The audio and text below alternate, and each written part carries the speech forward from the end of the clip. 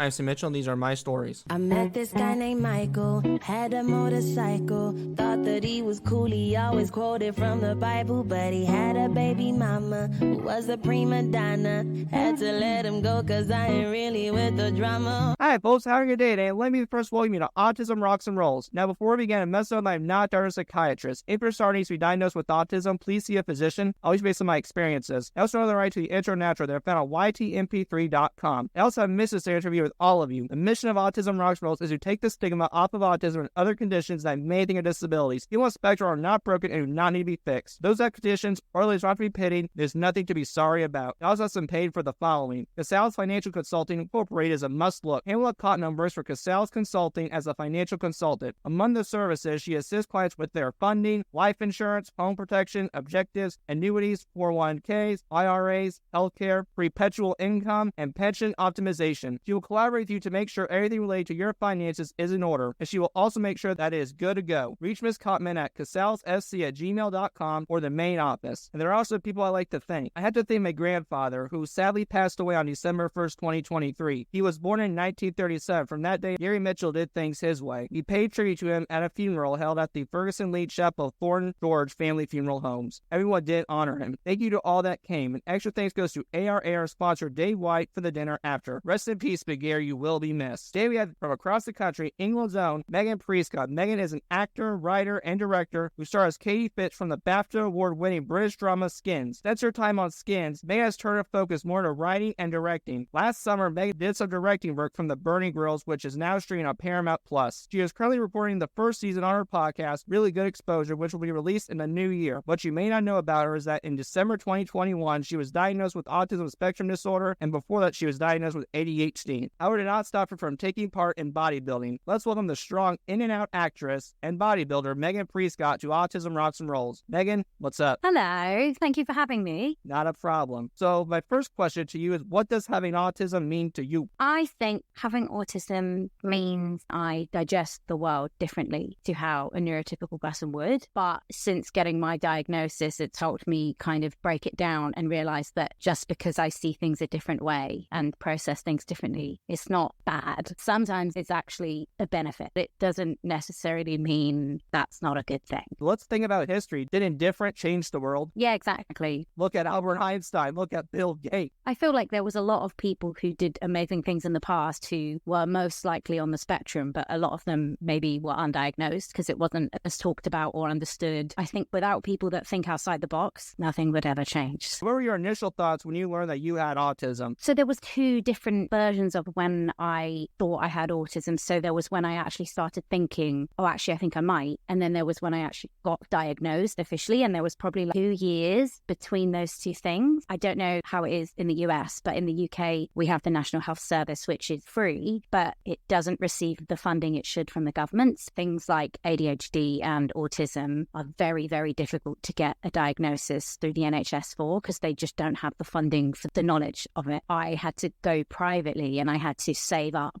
to get a diagnosis because it's very, very expensive. But when I started learning about autism, it coincided with my ADHD diagnosis. At first, I was like, oh no, that's not me. I don't relate to having autism. I read a couple of books about women with autism. It was weird because I really related to some of the things, but because they weren't exactly the same, my brain was like, oh no, it's not the same, so I don't have autism. I don't know if you've heard the trope of young boys getting diagnosed with autism because they have a fixation on trains or planes or something typically that little boys are interested in, and girls often get missed when they're talking about diagnoses because a lot of the research was done on young boys. Just because what we are hyper-focused on or we're very interested in might differ from what a lot of the research says, it doesn't mean that we still have the seed in us to get hyperfixated on things. It was a lot of like unlearning. And I think genuinely the most helpful tool was Instagram, following pages about autistic women or autism in general or late diagnosis autism. Then I was like, oh, I highly relate. This would explain a lot in my life. Maybe I should pursue a diagnosis. When I finally got an actual diagnosis, it was the biggest relief and validation to have somebody actually say, there's a reason and you're right. It was amazing. Well, I'll be honest with you. At first, when I was doing the research, I didn't think you were. until I saw how outspoken you were. You're one of the most outspoken people I think I've ever met. I'm not going to lie to you. Yes, I got in trouble a lot when I was younger as well. And like, I got expelled from school and there was a lot of stuff. And then I started reading about the justice sensitivities. And I was like, oh, right, yes. I ain't complaining. I love it. You got someone else who was very outspoken too and is not afraid to say what's on his mind. I do a lot of speaking before thinking. Same. Looking back on it, what were some of your fixations? If I look at my career, if we look at bodybuilding was a fixation. It's something that I got absolutely obsessed with. And it is a very dramatic thing to do if you've never been in that world and that wasn't your life but I got hyperfixated on it. There are a lot of things that I get hyperfixated on. And I'm months or years later, I'm like, why did I spend so much of my time and money on this thing? Bodybuilding is not one of those. I'm very happy that I did it. I think in my youth, I had Lego. I was absolutely obsessed with Lego, building little worlds for my characters and making voices for them. There must have been a million hyperfixations. I can't think of any now. But other signs that I think a lot of people around me missed when I was younger that I was autistic was such an extreme sensitivity to clothing, having my hair brushed, like my hair got matted because I could not deal with the feeling of having my hair brushed, and certain shoes I had to wear. I could only wear one type of shoe. I would wear them till they were falling apart because otherwise I would have a meltdown. I now have the language to understand that it was a meltdown, but obviously at the time they just thought this is an unbearable child, and sensitivity of clothing was a very big thing for me when I was younger. Mine too, except mine's with don't you dare pour water on it. Oh, really? Yeah, don't you dare pour water on my clothes. I'm running for the hills for that. Do you have this thing where I have a thing about water where I hate one part of my body being wet and not the rest? It's like water. I'm just like, oh God, no. If I could avoid showering altogether, I would. No, I get it. I can shower pretty much every part of my body, but unless it's nighttime, I'm not showering my hair because for some reason, the hair, it stays damp during the day. I can't deal with wet hair. I grew it long specifically so that every day I have it in a braid. There is shower caps. Yeah, shower caps. I sleep in a bonnet because it doesn't damage your hair, but it still keeps it out of the way. These don't have any for men. Where are the shower caps for men? Or you can use a regular shower cap. Yeah, I've done that before.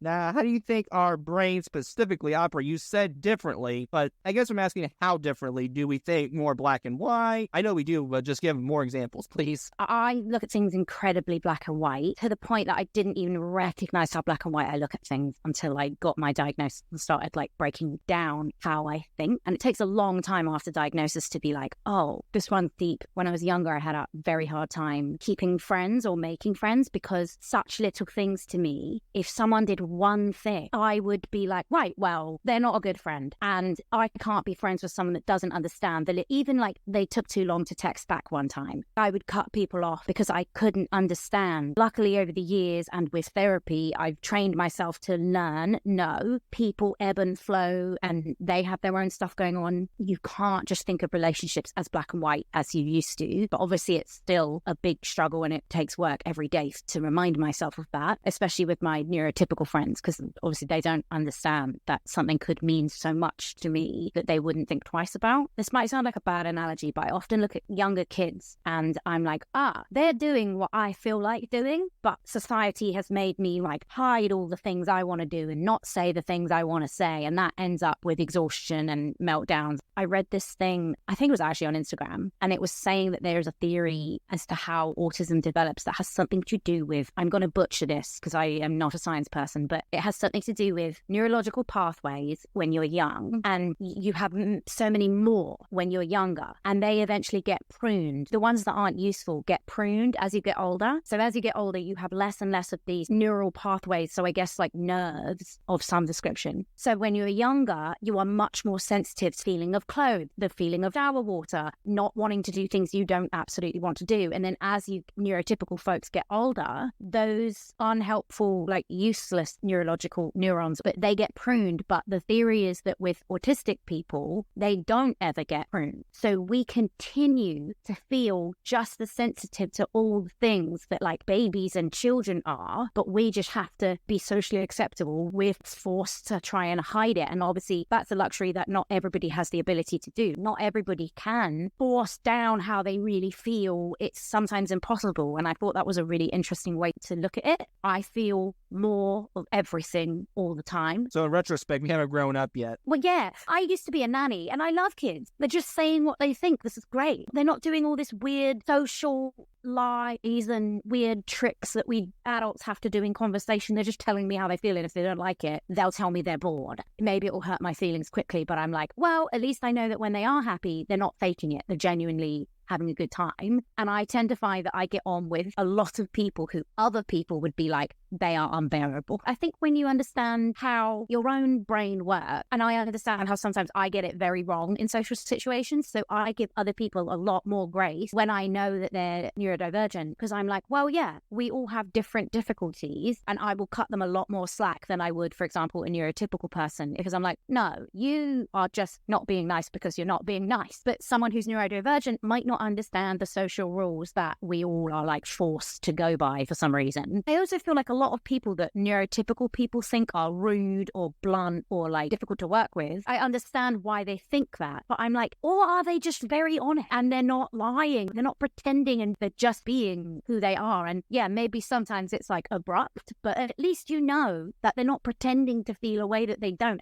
I find those people much less exhausting to be around than neurotypical people sometimes, who are always pretending. Like, I don't get it. So basically, it sounds like everybody except those on the autism spectrum have imposter syndrome. Maybe. We're being ourselves, at least. And when we are trying to hide who we really are, like I was the first 30 years of my life, you get burnt out and exhausted all the time. And you're like, oh, I wonder what this is. And all of a sudden, when you get diagnosed, you're like, all right, I have been trying to fit a mold for 30 years that wasn't built for me, and I'm no longer trying to fit it. And that I have had less burnout and less meltdown since I got diagnosed, because I'm not trying to force myself as much. What is the most rewarding and the most difficult thing about having autism? I think the most difficult thing is it can get very lonely if you don't find your tribe. Like, luckily, I am finding my tribe, and I have some amazing friends who understand how my brain works and give me the grace that friends give each other. But it is very hard because I can only really speak for myself. I can't really speak for like all autistic people, but I think when I'm in social situations, especially group situations, I find it very hard to understand the dynamics and what each person's relationship is to each other,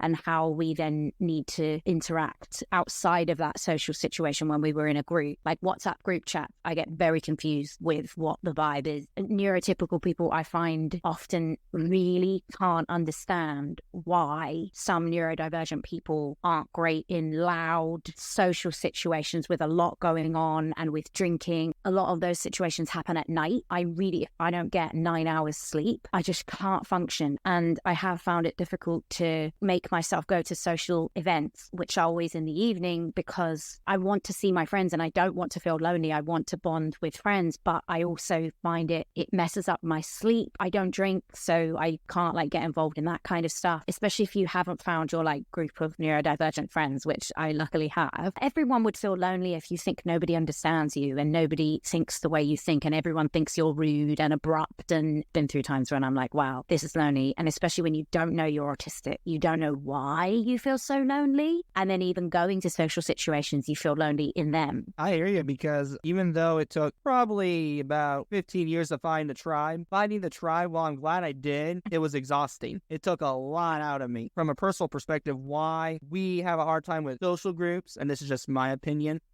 they change the topic so fast. 1 minute it's pepperoni pizza, next thing you know, talking about the balloons popping. And then there's like music in the background. And then I think this is my ADHD, but I have a thought and then I'm like, oh my God, if I don't say this thought right now, I'm going to forget it. And then if I say it, I'm rude and I'm interrupting, and I know that. But if I hold it in, I'm trying to not forget the thought, but also concentrate on what they're saying to me. And I get home and I'm like, and then I have this social battery that I really need to pay attention to, because if it runs low and I push it, nothing good comes of that. We were you my whole entire life. I mean, for real. What advice would you give to someone who just learned they had autism? I would say, again, this sounds kind of crap, but I would really say go on Instagram, follow account. Like, there are specific accounts for like a lot of different types of neurodivergent, and the autism ones. I found the most helpful ones were the ones for people with autism and ADHD, because there's a lot for both of those individually. And then when I found the ones for people who have both, I was like, oh my God, this is great, because autism and ADHD, they're quite contradictory to have at the same time. So I think that's why a lot of the time I thought, oh, maybe I can't be autistic because I like change. I get bored with the same routine. But actually, when I thought about it, that's only when I control the change. If someone else controls the change, I break down. But it's very hard to explain how someone with ADHD and autism might present that because they are contradictory. And finding Instagram pages that I could relate to about that, I was like, oh my God, these are the words that I've never been able to find. Someone else is doing the exhausting work of saying them and creating infographics. And so instead of trying to explain it to my neurotypical friends, I can just send them an infographic and I'm like, someone's explained it for me. Reading books about autism, I listen to books because of the ADHD. I find it very hard to sit and read a physical book, but I love walking and listening to books. So I've listened to countless books on autism and ADHD that way. And that really, it makes you feel supported, especially when it's like scientists saying, no, this is the new research and we actually got it wrong all those years ago. And actually there's a lot of people, especially women, who live undiagnosed because they present so differently. And it's just validating. I'd also add podcasts because of the year 2023 is growing. Absolutely. Because I run one, I'm just saying that in general, they're growing. It's kind of going to beat radio, I think, one day. That's why podcasts are great. When you find someone who you looked up to or you related to and you find out they're autistic. When I found out I was autistic, I was like, I don't know if I'm going to speak publicly about this because it feels very vulnerable, especially because people just don't understand autism in women at all. I feel like if I tell people I'm autistic, it's giving them the free rein to think that I do all these things or to judge me in a way that I'm like, but that's not who I am. And I have a thing about control and I like being able to control the narrative. It took for me to find a partner who was so accepting and never treated me like I was strange, or he only ever treated my autism as if it was like part of what makes me and part of what he really likes about me. And then I felt comfortable to be like, right, well, I need to say this publicly because there could be someone just like me who's like looking for someone who they see themselves in and they can't find anyone speaking publicly about having autism, so they don't tell anyone either, and then they feel even more lonely. There's a comedian, she's big and she's getting big in America as well. Her name's Fern Brady and she's a Scottish comedian and I love her. I knew her well before I was diagnosed as autistic. She got diagnosed with autism, I think in like 2020, and was starting to talk about it publicly. And genuinely, if I hadn't known that she had autism and saw how she spoke about it and thought, well, I don't think of her any differently, I still like her, I actually think this is more interesting. Like, I'm fascinated about it. Are you still with your partner? Because I never know. Like, when I did digging, I could not find my boyfriend or anything like that. I'm still with my partner. I don't really post about him on Instagram because it's like, I post about everything else on Instagram. So I'm like, let me just keep something maybe. So you also were a big hit on the Skins series. So out of all the Skins scenes, what was your favorite Skins scene to film? Okay, there was one that was the best at first, and then it quickly went into like, not the worst, but like not fun. So we had a scene when we were eating brownies in this character Pandora's bedroom and we were all having like a sleepover. The idea was that these brownies had been spiked by my character. We were all eating these brownies in Pandora's bedroom and getting more and more high as we ate the brownies. And when I read it in the script, I was like, brownies are one of my favorite things to eat. And I was like, oh my God, this is going to be great. It's just going to be a day of eating brownies. That was my favorite scene at first. But when we had to do that scene like 20 times and eating that many brownies, it was to the point where we were all like, I will throw up if I eat any more brownies. One of the runners was coming around with like a bin bag after each cut, and we would just literally spit out chewed up brownie because nobody could swallow any more brownie because we'd had so much. You never think you'd be here anymore. I'm tired of eating brownies. I really was like, no, trust me, I'll be good. No, I'll be fine. There's no amount of brownies I can't eat. And then I was like, oh my, no, not another. But it hasn't put me off brownies. Well, now I'm talking about your character, Katie Fitch, a little more. So are there any similarities to the character, Katie Fitch, and yourself, the actor behind Katie Fitch? Differences? Are there any differences too? I'm a lot nicer to my sister, I like to think, than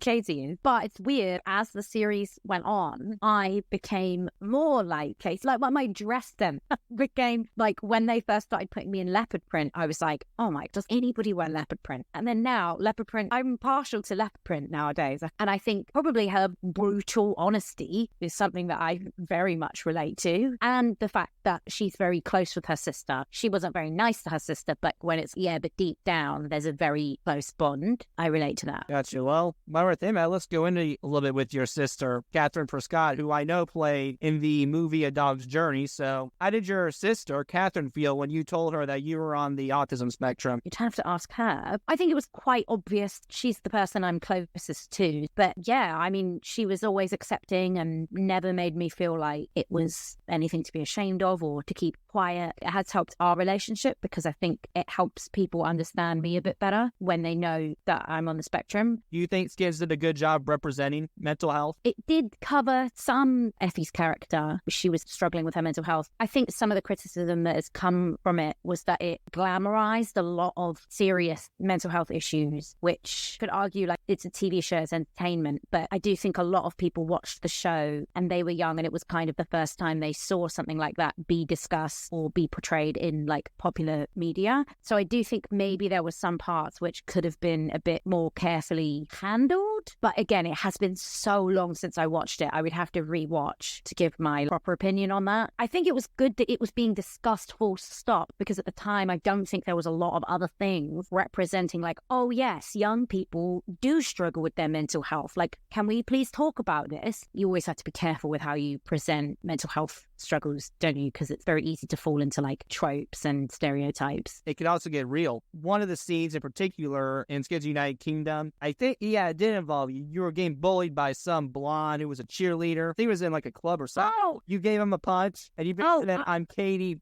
effing Fitch. Yeah, that's the catchphrase that everybody like remembers. I think I tried to repost it or something on TikTok and it was like, you can't repost this because it contains violence. And I was like, oh, I guess it does.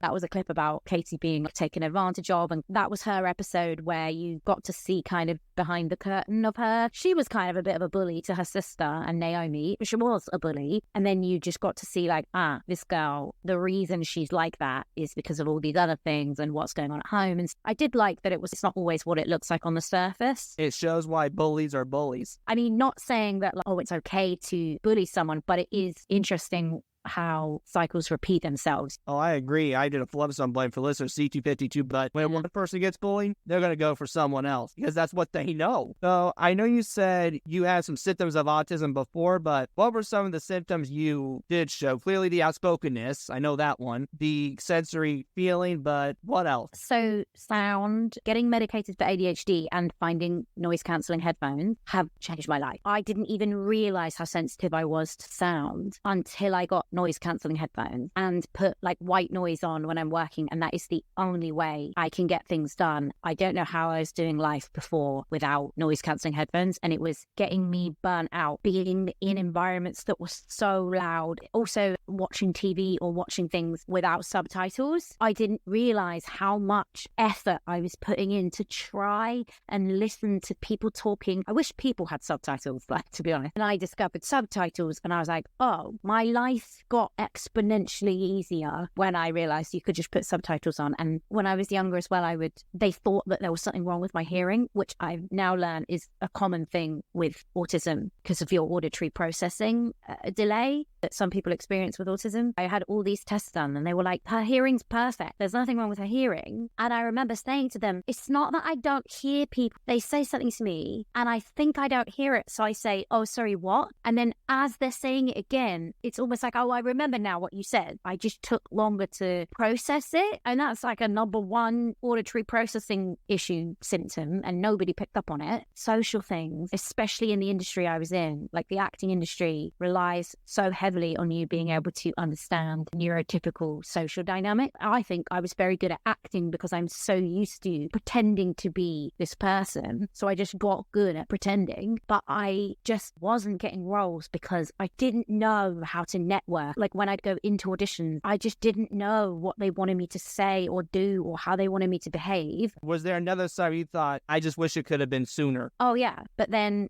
I think if I'd been told I was autistic 15 years ago, or when I was, or like 20 years ago when I was a child, the world was not at a place then when it was accepted at all for women to have autism. People with very, very high support need, they might acknowledge like, yes, this is autism. Would have been just a whole other battle for me to get people to believe me, even if I told them that I was diagnosed with autism. I think at least now there is slightly more acceptance and understanding in like the general consensus that like, oh, women can have autism too. Just because they know how to pretend to seem neurotypical, it does not mean the same as being neurotypical. It doesn't. But I do think often what would have been different, like maybe I wouldn't have been expelled. Maybe I wouldn't have been told off so much for talking back. I take things really, really literally. So when someone asked me a question, I would just answer it logically. I would get in trouble. And I just couldn't understand. When I got told to do something in school, I would be like, why? And if they didn't give me a reason that I thought was logical, I wouldn't do it. And obviously there's a lot of rules in school that are stupid, that are just to like get you used to following rules. But I would have been more self-confident if I had parents who understood, teachers that understood, friends that understood that I was autistic and therefore gave me some grace and some the support that I needed. But I wouldn't have had the life I had if I had been diagnosed earlier, so I can't dwell on it too much. And there are a lot of stupid rules in school. Case in point, the bathroom. That's why I'm like, oh, I can just go a tangent on that one. Stupid rule. Also, my dad, ever since I got diagnosed with ADHD and autism, he's had like a mini epiphany because he very, very obviously has both too.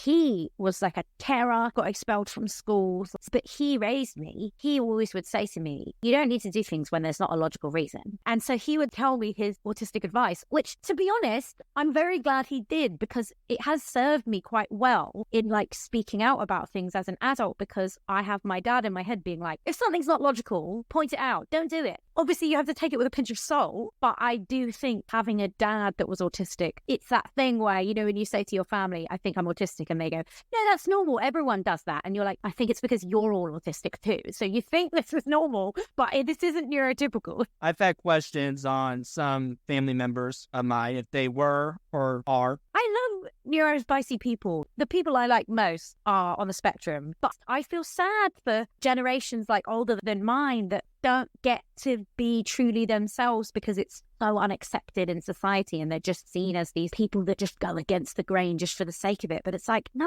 think differently. I think I agree with you to a point. It's because they're old school beliefs, but I think it's also they don't know how to take it. What, like take being diagnosed? Take being diagnosed, or take the stimming, flapping your arms. One of my grandmas is very that old school mentality of, oh, don't be silly. Oh, therapy is ridiculous. No one needs therapy. It's just a joke. No one had autism and ADHD. ADHD wasn't a thing in my day. Autism is like a new thing. And I'm like, no, they did. You just societally pressured them to try and conform, and a lot of them couldn't and suffered greatly as a result. Some people just can't deal with things that aren't like they've always been. And it's like, oh my God, get a grip. Let's open our mind and not be so bloody boring. It's like we said earlier, different did something. Now, there is a theory, this hasn't been proven, a lot more Americans are on the spectrum than British people, right? Well, back in the day, before America was discovered, the type of people that would be like, hey,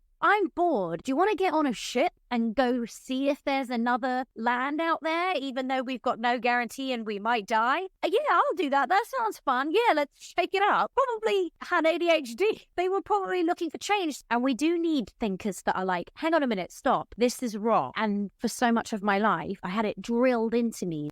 Sometimes, a lot of the time, I'm wrong, but sometimes you lot are wrong. So you talked about how your autism affects you today, but I don't think I've heard much about how does your ADHD affect you today. I mean, my ADHD is quite intense. Knowing that I have ADHD has made me be a bit nicer to myself. So whereas before I would be in a social situation, I would be interrupting and talking too much and whatever, and I would go home and I would be like, oh my God, I am so unbearable. Why did I keep talking? Why did I interrupt? Why do I have any friends? People must hate me. I must be unbearable to be around. I'm still sometimes like, God, I needed to rein it in there. I do think looking back at all my report cards from school, they would say if she could just sit still for a minute, her work would be much better. And Megan writes faster. Megan can think faster than she can write, and her handwriting is awful. She needs to practice her handwriting. Just so many things when you look back, you're like, yes, this little girl had ADHD. Oh, obviously. And since taking medication, I take non-stimulant medication because the stimulant medication was just a lot. But genuinely, the only reason I've written 2 plays and I've really gone ahead with my writing career is because I'm medicated, my ADHD. I'm medicated too, because if I don't, I'm literally foaming at the mouth. When I was on Ritalin, well,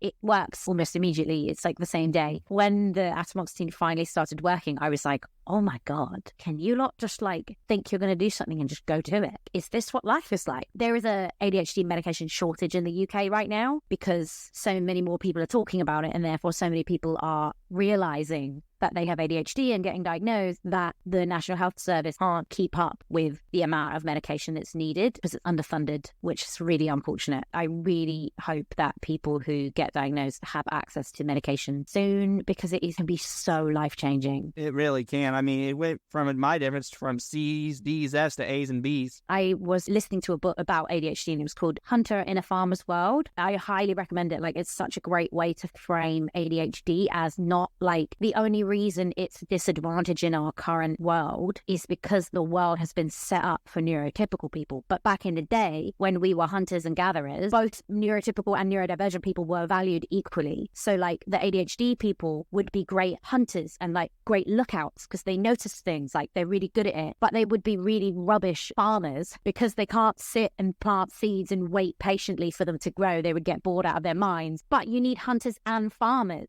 to have a successful tribe. But it's just nowadays society has just been created or evolved into only for farmers, only people that can sit at a desk or sit still for 8 hours a day. And if you can't, you're the problem. Whereas back in the day, we'd be just as valued as neurotypical people.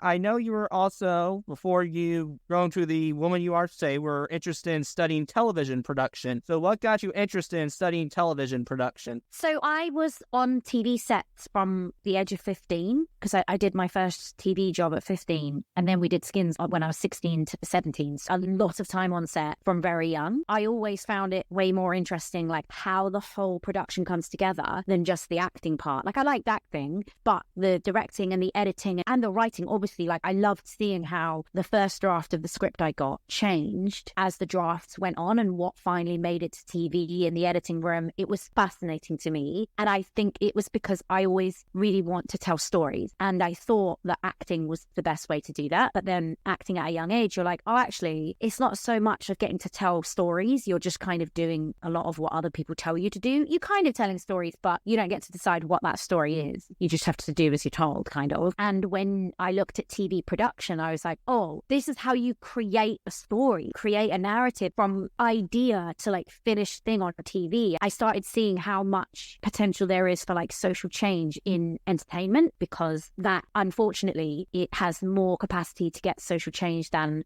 documentaries. As great as some of them are, if you're not already interested in that subject, you probably aren't going to watch a documentary about it. However, how many people who thought they weren't interested in meth production watched Breaking Bad and were like, oh, sometimes people who have drug issues are real people and with real problems, and I just wanted to be in it. Your reasoning is exactly why I went into broadcasting and why I'm studying at college for it. Don't get me wrong, there is some differences between television production and broadcasting, but they do a lot of intertwining as well. Both create stories, both still have its effects. And you have a voice in broadcast. That's why I started like producing a podcast, because I was like, well, in so many other industries, you're kind of filtered and you have to say certain things and not say certain other things, or it has to be a perfect product. I think with TV as well, it has to be perfect before it gets like on TV. And I think podcasting was so appealing because I was like, no one's expecting you to have a perfect thought out idea. It's just a chat. It's just a discussion, and there's less pressure for it to be perfect. And my therapist said to me one day when I was struggling to write my play, she was like, listen, perfection is the enemy of creativity. And I was paralyzed with fear that what I was going to write or create wouldn't be perfect. So I just didn't write anything. And that literally stopped me for years. It was really only when I got my ADHD and autism diagnosis where I was like, okay, just do a crap first draft and it will be crap. And everyone will be okay with it being crap because it's a first draft. But you're allowed to fail and you're allowed to make mistakes. And that's how you eventually get to really good pieces of work. But I think with podcasts, you have a lot more freedom to slowly meander to the point you're making rather than having to have it perfect already. What is your process for directing a film? I haven't directed a film yet. but I directed some scenes for a TV series called The Burning Girls last summer. It was just second unit directing. I still got to direct actors, cars, and animals, which was very fun. But normally what I do is the show is based on a book. And so I listen to the book over and over and over again because I actually love the book. So I kind of learned what the original story was. And then I read the script over and over again. And then as I go through the script, I highlight things that I think are important to get across, but that won't get across with just the line, just the words. And then I think of what the set's going to look like. So luckily this production had a great pre-production art department team. So we got sent loads of pictures and the lookbook for the show was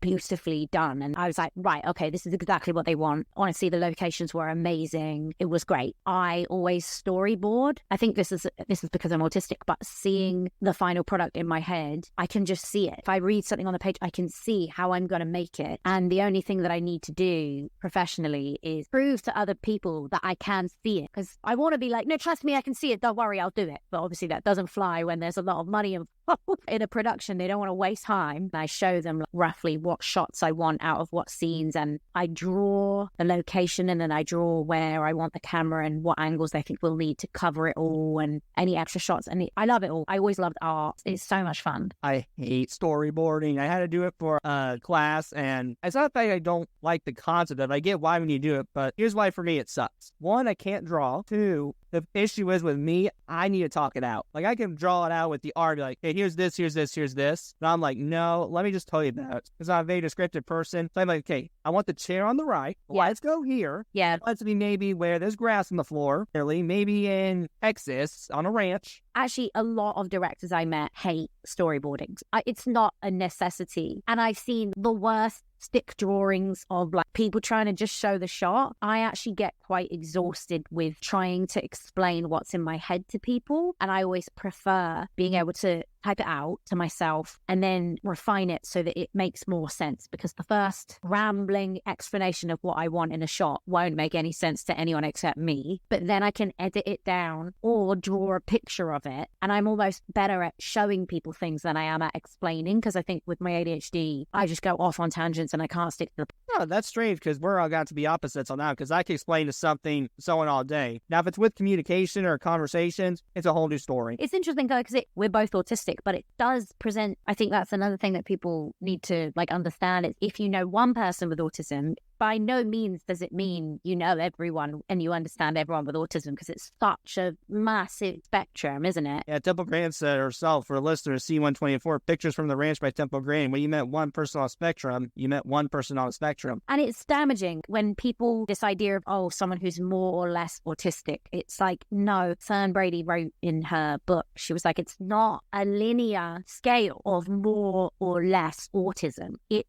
a spectrum, but people just can't seem to comprehend that. If you know someone with, for example, like high support needs or who is nonverbal, for you to then meet someone whose autism presents entirely differently on that spectrum, for you to be like, oh, they're not autistic because my cousin who's autism can't speak. It's very strange that people think so black and white about autism, considering it's autistic people that are supposed to be thinking black and white. You did say you did do directing work for the Burning Girls. How did you get that opportunity? It was through the director who did the first couple of episodes of The Burning Girls. He directed Skin. So I said from back then, listen, I want to get into a media production. I tried to do a degree at university, but it was so inaccessible. Obviously, I know now that I was having meltdowns, but at the time, I just didn't have the words. I couldn't describe it. I was just like, this is overwhelming. I can't do it. I lasted 2 weeks and then I dropped out. So I spoke to the director and I was like, listen, university's not for me. I can't do it. Can I just shadow you? Can I sit in on an edit? Can I just watch you direct? And he was like, yeah, fine. And he came from a very working class background. So I think he understood the thing of how exclusionary it can be if you can't afford to go to film school, which is very expensive. But he was like, you can learn on the job. You just need to utilize the people that you know. So I stayed in contact with him since then. He just messaged me saying, hey,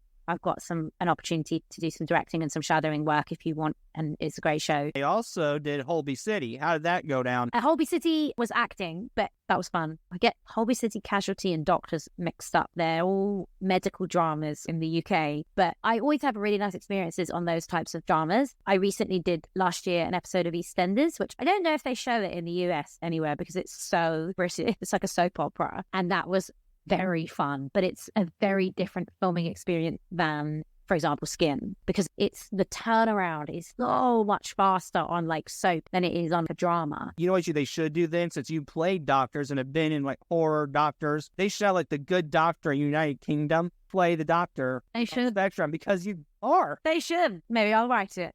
Exactly. British one's better than American ones. Yeah, prove that point. Exactly. Now, folks, we'll be right back for an ad from the Doug Flutie Jr. Autism Foundation. So let's get to it. At the Doug Flutie Autism Foundation in Massachusetts, people are receiving hope. The organization was established in 1998 by Doug Flutie, former quarterback for Boston College and the NFL, and his wife Lori, in the memory of their son Dougie, who was diagnosed with autism at the age of 3. The goal of the Flutie Foundation is to improve the quality of life for those with autism and their families. The biggest action they like to do is give grants and host their annual Stars on the Spectrum golf event. Our goal is to offer chances for physical and social activity outside of work or school, a path for education or employment during the day, and the resources needed to always feel safe, supported, and informed, the Doug Flutie Jr. Foundation says. Make sure to visit them on their website, www.flutiefoundation.org. That's www.flutiefoundation.org.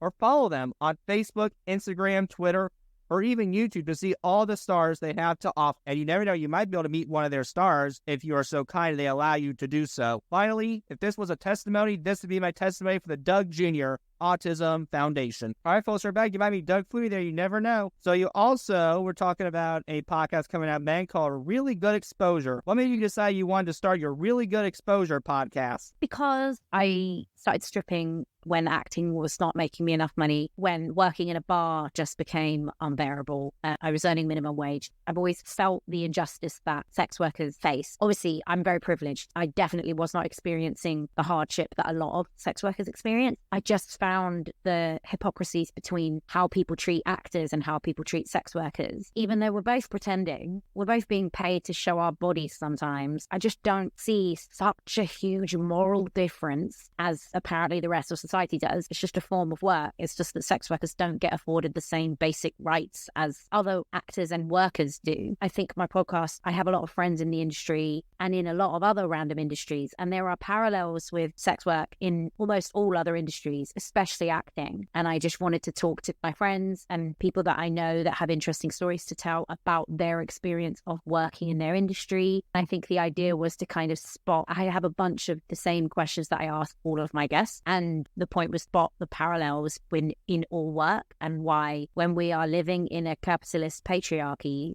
there are going to be issues for women in work. I don't think it's fair that we penalize sex workers only. The problems they face are often problems that society has in general. We just love to make sex workers the scapegoats. I just wanted it to be an exploration of like all different forms of work and how all different types of workers have issues, and we shouldn't just say to sex workers, oh, well, if you don't like your job, you should do something else, because we wouldn't say that to an actor. When the Me Too movement came around, there was no one talking about closing down the acting industry, but when anyone complains about their job as a sex worker, or if anything bad happens to them during work, if they try and report it, they're often told, well, what do you expect? Look at the industry you're in. In no other industry would we say that. We would say, oh my God, we need to find the person that did that, expel them from the industry, make sure they're brought to justice, and put things in place to make sure that things like this aren't able to happen again. But with sex workers, people don't care. It's just an internally misogynistic thing. Is that what Stripped is? Stripped was a collaboration I did with a theatre company called Sexquisite, and it was kind of like that because I played a character who was an actress and she'd run out of money, semi-based on me, but like a very heightened version. She was an actress and she'd run out of money and she started working at a strip club, but she thought she was like so much better than all the other strippers because she was like, oh no, well, I'm not a lifer. I'm just stripping just for the meantime, just to like pay my rent. Looked down her nose at all the other sex workers in the strip club. But eventually it came to a point where a producer made it very obvious to her that if she had sex with him, she would be much more likely to get a part.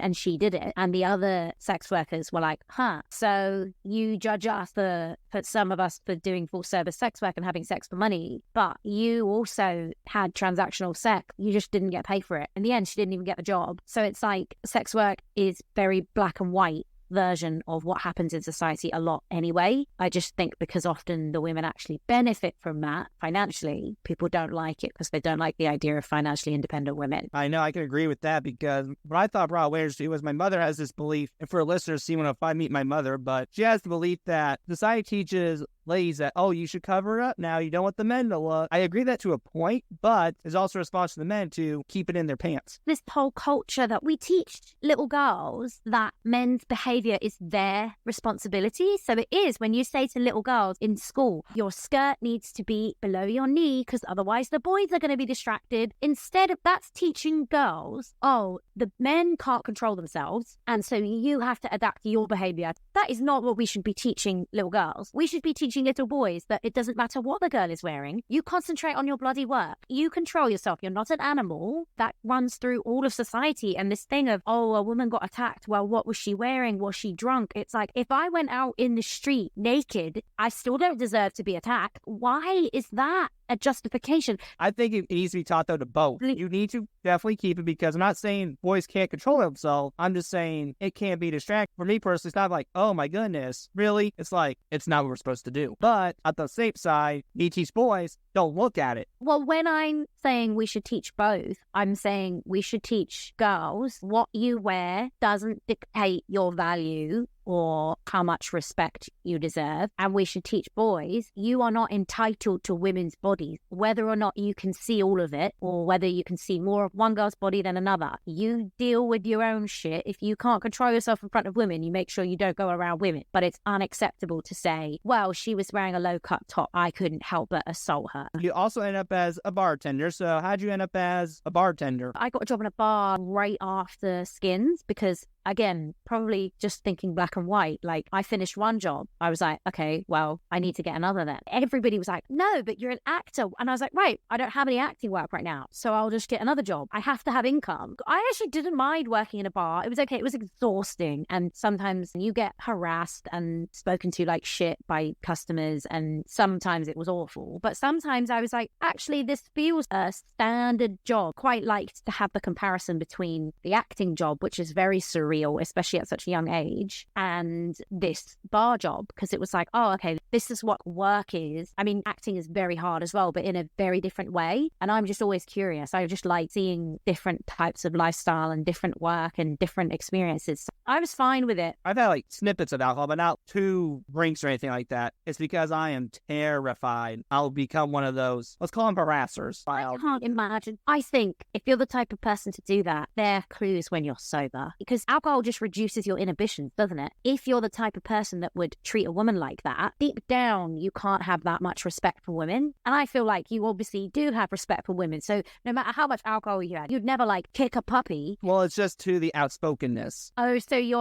Well, it's like, and then, because I say what's on my mind, and I'm like, oh, you, and it's just derogatory terms that I couldn't live with, because I shouldn't have said that, but I was under the influence and I didn't think clearly. It's good that you've acknowledged that happens if you drink, and so you're like, right, so the answer is... I don't know, it's just a chance I don't want to take. Well, then good. So you also are a bodybuilder, as we know. What do you like about bodybuilding specifically? Thinking back, I didn't know that this is why I loved it at the time, but I know now that I loved the routine of bodybuilding, the schedule of like, I knew what my days would look like every day. I knew what I would eat every day. There was a process. It's like these things, and you learn how your body works and what foods and what drinks and what supplements do what to your body. And I found it fascinating watching what your body was capable of with certain foods and certain types of exercise. I just loved it. That's why I'm like very excited to be pregnant at one point. It just amazes me what the body is capable of. And bodybuilding was one of those things where I was like, oh my God, I didn't know my body could do this. I never thought I'd be hearing that on a podcast episode. You're excited to get pregnant. Not bad. I'm saying never thought I've heard that. It's insane that bodies can do that. What's your favorite exercise that helps you with your bodybuilding? Is it squats? Is it jumping jacks? Is it push-ups, sit-ups, or something else I'm missing? So when I was bodybuilding, it was a bit of train 6 days a week. Obviously, that's too much to train like for the average person, but I would train a body part. So like I would do resistance training on a body part, so like leg one day, and then on the same day I would do some cardio. So, but only low intensity cardio, because you don't want to be doing high intensity cardio because it burns muscle when you're not eating enough carb. I really liked doing leg days because I just love leg workouts because I'm strongest in my legs, and I like doing things I'm good at. I did not like the cardio, even though most of the time it was just walking fast on an incline on treadmill, but it's just boring. I would have to watch something on my phone. I just don't understand how people can do cardio watching nothing, not enough going on. That's my problem with working out. It's not that I don't want to work out, it's I get bored easily. If I go in a gym, I can't do it there. Not because I hate the place, it's just whoop-de-doo, I've seen it. Yeah. But going outside, I can do it because I can change my environment. Yeah. I can walk from my mailbox, then I can go work out in my field where I see the mailbox granted, but I also see my house. I can manage that. I see dogs as well. Like if I know there's might be some dogs walking past, I'm like, okay, fun. I'll go work out there. Like I do a lot of high intensity interval training on YouTube. You know, YouTube have just videos of fitness instructors. Sometimes when I'm like, oh my God, I need to do some cardio because I haven't for ages, but I really can't be asked. I do like a 20-minute one on YouTube. But even that, I'll have that on one side of my laptop screen, and then the other side I'll be watching a YouTube podcast videos. That's not enough, though, is the kicker. I wish it was. I tried before, I'm like, next. There's days when I'm like, no, I'm not doing it. I would be bored. I feel that one. So you also did a little more to bodybuilding by making a documentary called Dumbbells and Donuts. Can you tell us how you made your documentary, Dumbbells and Donuts? Well, unfortunately, it never got made. Basically, the film crew that filmed it stole my footage and wouldn't give it back unless I paid them a lot of money. I offered to pay them some money, but I had no money. Then they just stopped responding to me entirely. So it was very upsetting because I put so much work, not only into the bodybuilding competition, but into making that documentary. So much work and so much money. And the federation that did it very rarely let film crews in. And I managed to get hold of them and talk to them on the phone and get them to give me permission to have a cameraman on stage with us. And that just is unheard of. It was a life lesson to always make sure you have the right contracts in place, even if you think you can trust people, because sometimes when money gets involved, people just get very, very selfish. It taught me to always use proper contracts. Maybe try and take it to America. Is that an option? I don't physically have the footage. They won't give it to me. Can't like go on YouTube and download it? Oh no, the stuff that's on YouTube, yeah, but they have hours and hours and hours. Oh, okay. Like, I see the problem now. Okay. Show it. Be beautiful footage. No, I get you now. Okay, It's that makes not 100% sense. I was like, Yeah. you sure you can't bring it here? It's on YouTube. Yeah, no, that stuff is all mine. I changed my YouTube password. They can't take it down. It's mine. But I did hear this. You were getting interviewed for the unaired show, and you stated that you're basically normally covered in food because yeah, clumsy. So are you a klutz? yeah, getting food all over my face. I actually find it quite difficult to actually eat, like cutting up things and stuff. I have like really weak joints. I just get exhausted eating, and the longer I'm eating, the more mess I'm making because I'm just exhausted. I trip over my feet a lot. Oh, do you? Yeah. I'm quite clumsy. Something else to know, you did do makeup artists, and that was one of your favorite things. So why do you love doing makeup? I did makeup for a little while, but it was mostly before I did bodybuilding. Yeah, now I still do like special effects makeup on my photo shoots sometimes. It's not something I do now, and it's something that I was like, oh wow, this is like a full art and a full skill that people do. I was kind of just dipping my toe in. It was probably just like a hyperfixation where I was like, oh my God, I love this. I want to do this. And then I was like, nah, not for me. So I know you do is art, but why you stated it was relaxing and perfect? Why do you find art relaxing and perfect? I need to get back into painting, but I did paint for a little while and I liked it. But when I was too anxious to do anything, but also too anxious to sit still and do nothing, painting was such a great way to ease myself. I have issues with task switching. I need to get back into it. My grandfather, for listeners, C122, meet Big Joe, but he's a painter. He does artwork as well. It's pretty cool what he can paint. For a while, he did bubbles. Oh, wow. Like That would like, be hard. like small bubbles that a child would draw, but they were big, fancy bubbles. Not when you have his hands. Yeah. Unlike me, I don't think he's not as fidgety. Now, we'll be right back with an ad from Rock 96.1 radio station, so let's get to it. We want to thank 96.1 The Quarry, especially David and Dan Hayes, for being a gold sponsor for our Summerfest. 96.1 residents in Bloomington, Indiana, and like Autism Rocks and Rolls, they rock and roll too. Visit their website at rock961fm.com to hear them out. And when they're on the station, be sure to listen to them live on their website or catch them on the radio in your car. If you like Kiss, Queen, 80s rock, or ZZ Top, I think you have found your station. 96.1 also supports our veterans, so you should support them too. Visit 96.1. All right, folks, we're back. You'll definitely rock out to this radio station. Megan, I do know you did an OnlyFans page. Is it still running? Yeah. Where can people find that page? That's how I make most of my money. The only reason I've been able to pursue writing and directing is because I don't have to spend all my time at a part-time job or a full-time job making money to pay my rent. I'm at Megatron on OnlyFans, Megartron, same as on Instagram. There's a lot of comedy. There's a lot of me being myself, being very blunt, very open. It's been surprisingly a fun and really fulfilling avenue for me. Just like your YouTube channel, right? Yeah, YouTube was fun. Now, there is someone I know that seems like very important to you that's not your sister, Catherine. It seems like your girl, Lily Lovelace. So what has Lily Lovelace done for you? Well, we were in Skins together when we were young. So she played Naomi. We've been friends since then. So I was like 12 years ago now. And then even before that, we went to the same Saturday drama school in our local area. So we had that all the people to get the part. It was us and Lily because we knew each other before. Now we live together. We've been living together for like 2.5 years now. And Skins was kind of like our version of university. Neither of us actually went to university, but it was like a bonding thing. We'll just wrap her up here, and these are for fun. So what is your paradise meal or favorite food, and why is it your favorite? I really like tuna steak. Raw fish, I'm just a big fan of. My favorite because I like knowing that I'm getting all the nutrients. This is very black and white thinking. Like, I like that I'm getting the protein from the fish, I'm getting carbs from the rice, and then I'll have some like veg or salad on the side. And then I'm like, right, this is hitting all the right things. It tastes amazing. And I feel full, satiated afterwards. And then for dessert, I would have a cheesecake. Oh my God, cheesecake is it's just the best thing. It has protein in it as well. So I'm like, it's not all bad either. What is your favorite movie or TV show? Why do you like it? Weirdly, and I don't actually watch that many films. And I've realized it's because my issues with task switching, because I know the film will be over in 2 hours, and either I've wasted 2 hours if it wasn't good, or if I liked it, it's finished. I always watch way more TV series than I do films, but I watched a show called, in the US it's called Reyka, Reyka, and in the UK it's called The Canefield Killings, and it was about a woman detective, a psychological profiler in South Africa. It was so good. Like, the directing was beautiful. It was directed by this really young South African director, and it was just amazing. I loved that they had local cast and crew, so it was like creating jobs instead of just always shooting everything in America or the UK. I honestly highly recommend it. Brilliant. What's your favorite vacation you've ever taken? Why did you enjoy that vacation very much? I haven't taken a vacation since like 2019. Well, I think it might be the one in 2019 because my friend Kaya, who was also in Skins, she played the lead. She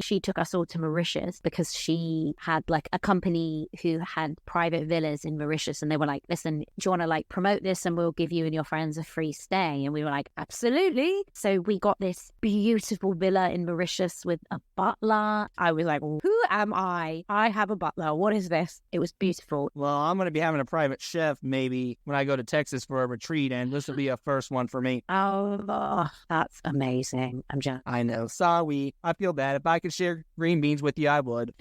So my final question is, are there any good memories you want to tell our viewers about? If you do, why do you remember that memory the most? So before you answer, I want you to end with a good memory that was sentimental, that will stick with you, just thought life is good, and a funny memory that made you fall on the floor laughing. I'm so bad. My recall is terrible, so I'm going to try. So you want an uplifting one and you want a funny one. In what sense? Like from acting or... Anything you want. Acting, doing this with your sister. You're probably want to answer it. This is just like a weird thing that lots of strange things happened to me. One time I was nannying in LA when I lived there, and I went to go pick up the little girl I was nannying. She was like, or we need to pick up my friend from her house and then go shopping. So I went to pick up this kid from the house, and like, it's LA, so a lot of these parents had like massive houses. It was not that shocking to go pick up kids with massive houses and whatever. But this house was particularly like fancy, and I came in and no parents were home, just the kid and their nanny. I was looking around this house and I was like, to their parents, dude, this is an amazing house. Like, what is going on here? And then as we were about to leave, I was saying goodbye to their nanny, and then the dad came in the door and he had had sunglasses on, and I was like, I recognize this guy, but I don't know why. Maybe it's because he had a British accent. So I was like, oh, it must be just because he's British. I'm just not used to hearing British accents because it's all American. And then he took his sunglasses off, and it was Batman. What's his name? The actor? Well, there's a lot of Batman actors. I don't know. The Dark Knight. Wait. Heath Ledger? Christian Bale. There we go. People listening are going to be screaming at me that I'm an idiot. Yeah, he was really nice, but I was like, this is so random. I'm looking after Christian Bale's child and in his house. No, they'll probably scream at me for thinking it was Heath Ledger because I realized, wait a minute, Heath Ledger ain't British. Well, I didn't even realize that, folks. And They then both get screamed at. I guess an uplifting one. The other night, I went to a Christmas party and I dressed as Santa. One of our friends was just saying to me, like, oh, you're so, like, what you post about and what you say and what you stand for and the things that you talk about and the things that you want to do in the world is want to wrap you up and give you a cuddle. You're just such a light in the world. And I was like, oh my God. Now, he had a couple of drinks, but it was like one of the nicest things anyone has ever said to me. And I was like, a lot of what he's saying about like things that I talk about and stand up for are directly because of my autism, which 3 years ago, I would have been like, oh God, I'm such a loudmouth. I'm so annoying. I just ran on about these topics. But actually, this was like one of the first times where I was like, oh, someone is actually giving me a very nice compliment based on things that I do because of my autism. And that's really nice because that doesn't happen very often. Did you get that cuddle? I always get cuddled. So he was dressed as, I was Santa and he was dressed as Mrs. Claus. So he was sitting on my knee for most of the night. Well, Megan, thank you for your time. Is there any closing remarks you'd like to say or tell our listeners before we head out of here? I just think if you have been diagnosed with autism, that's amazing. And I hope you have the resources and you have the tribe and you feel supported. I know there's a lot of people that feel almost too guilty to think they're autistic. They're like, oh, well, I'm not autistic enough to warrant telling people or pursuing a diagnosis. I just think that even though people told me when I was pursuing a diagnosis, they were like, well, what's the point? There's no medication. Knowing that you actually have autism is such a validating thing. You can start to grieve all the experiences you've had, which you will have had if you were undiagnosed autistic in your 30s, 20s, whatever, because it is such a vast spectrum that even like the experts still don't fully understand. Understanding yourself is the key to living happier. It is not anything to be ashamed of. And not the year 2023 it isn't anymore. And I agree with you. Thank you again, Megan. Have a wonderful day. You too.